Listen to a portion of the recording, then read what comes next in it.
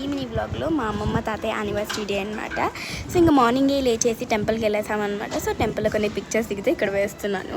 So ఇంకా దాని తర్వాత ఇంకా ఫుల్ ఆకలి అనమాట. సో స్పెషల్స్ ఉండాలని చెప్పి మా తాతయ్య చికెన్ తీసుకొని వచ్చారు. ఈ ఇంట్లో ఒకటి జరుగుతుంది, ఆ ఎదురింట్లో ఒకటి జరుగుతుంది అనమాట. మేము మా నైబర్స్తో కలిపి జరుపుకున్నాం, ఎదురింటి ఆంటీ వాళ్ళతో.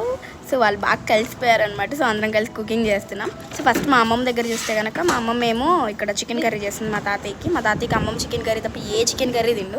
ఇంకా నాకేమో ఫ్రై పీస్ బిర్యానీ కావాలి, ఎందుకంటే చికెన్ కర్రీ తిని బోర్ కొడుతుంది.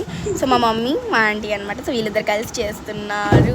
సో ఇంకా నెక్స్ట్ పాయసం కూడా చేస్తారంట. నాకైతే ఫుల్ ఆకలి తిందికైతే అలా వినగానే ఇంట్లో లాలాజలమే. మీకు కూడానా?